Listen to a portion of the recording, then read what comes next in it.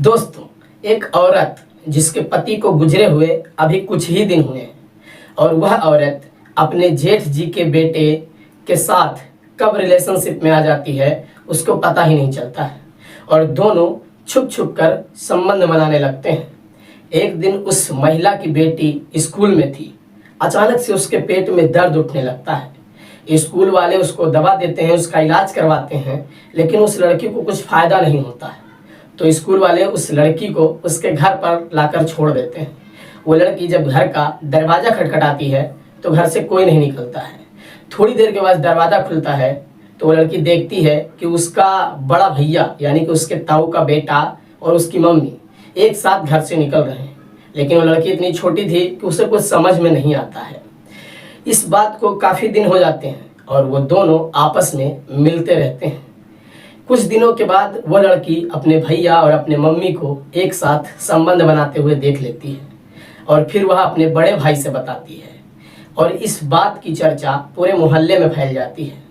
और इस बात की जब चर्चा पूरे मोहल्ले में फैल जाती है तो उस मोहल्ले के जो लोग थे वो उसके बेटे से भी बात करते हैं और जब उसके बेटे को ये सब पता चलता है तो वह अपनी मम्मी के इन कुकर्मों पर रोक लगाने की कोशिश करता है।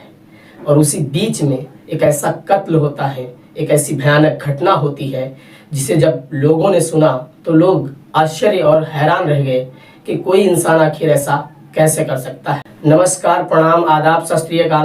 कैसे हैं आप लोग? मेरा नाम है कुणाल और आपका बहुत बहुत स्वागत है। उम्मीद करते हैं कि आप और आपकी पूरी फैमिली स्वस्थ और मस्त होगी। दोस्तों, मैं बात कर रहा हूँ उत्तराखंड की भूमि हरिद्वार की। हरिद्वार में एक छोटा सा जगह है जहाँ पर एक महिला अपने 2 बच्चों के साथ रहती थी। उस महिला का नाम संयोगता है। वो महिला अपने दोनों बच्चों के साथ खुशी खुशी रह रही थी। उसके पति का देहांत कुछ साल पहले हो गया था और उसका पति नगर निगम में कार्यरत अधिकारी था और उसकी नौकरी उस महिला को मिल जाती है। लेकिन वो महिला कब अपने ही बड़े जेठ के बेटे के संबंध में आ जाती है उसको भी पता नहीं चलता है। और इन दोनों का जब प्यार परवान चढ़ता है तो यह बात सबको पता चल जाती है, लेकिन इससे कोई इतना बड़ा हादसा नहीं होता है।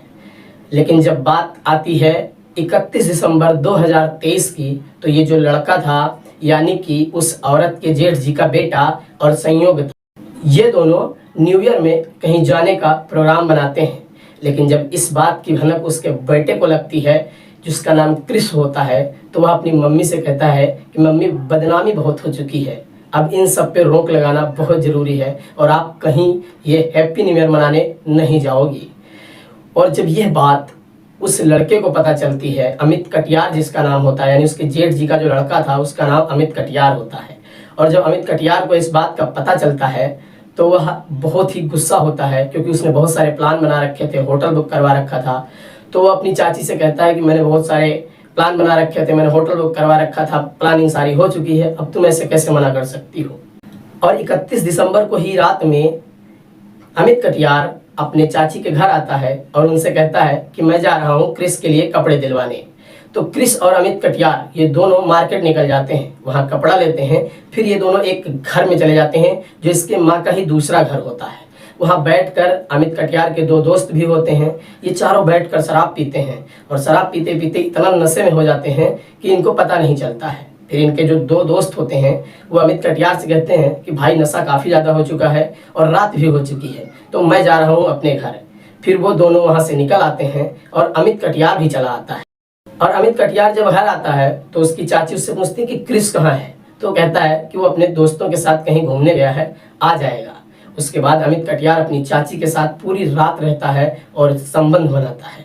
लेकिन जब सुबह होती है तो पुलिस को एक खबर मिलती है कि बैरागी धाम गंगा के किनारे एक लाश मिली है।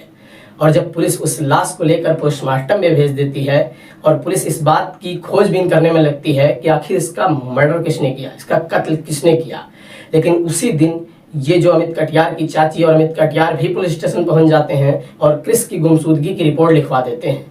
तब पुलिस को ध्यान आता है कि हमें एक बॉडी मिली है, उसकी शिनाख्त इनसे करवा लेते हैं, क्या पता वो इनके बेटे की हो। और जब संयोगता को ये बात बताई जाती है कि हमें एक लड़के की लाश मिली है, तुम्हें शिनाख्त करना है कि वो कहीं तुम्हारे लड़के की तो नहीं है, तो वो रोते लगते हुए पोस्टमार्टम हाउस जाती है और वहाँ जब उस लाश को देखती है तो पहचान जाती है और कहती है कि हाँ, यही मेरे बेटे की लाश है। लेकिन अब सवाल ये था कि क्रिस को मारा किसने। तो पुलिस सबसे पहले अमित कटियार पर शक करती है। अमित कटियार से पूछताछ होती है तो अमित कटियार पुलिस को बताता है कि हाँ, मेरे साथ क्रिस गया था, मैंने उसको जहाँ जहाँ से कपड़े दिलवाए हैं, मैं चलिए वहाँ भी आपसे पूछवा देता हूँ। अमित कटियार पुलिस को उस दुकान पर भी ले जाता है और जहाँ पर उसने कपड़े दिलवाए थे, जहाँ जहाँ साथ गए थे, हर जगह पुलिस को ले जाता है, लेकिन पुलिस को इनसे कोई सबूत नहीं मिल रहा था। अब पुलिस सोचती है कि आखिर किसने उसका कत्ल किया होगा।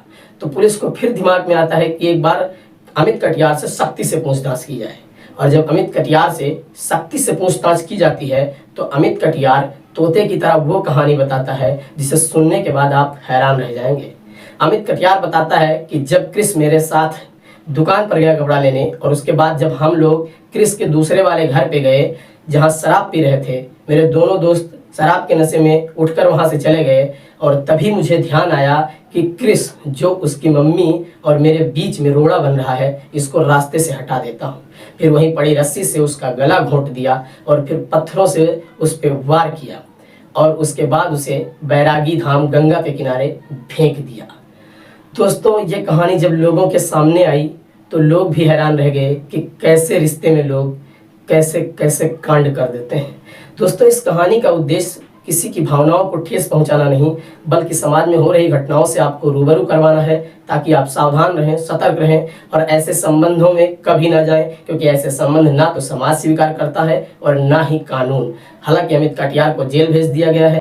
बाकी आपकी क्या राय है कमेंट बॉक्स में जरूर दीजिएगा। फिर मिलेंगे एक और सच्ची घटना के साथ। तब तक के लिए जय हिंद, वंदे मातरम।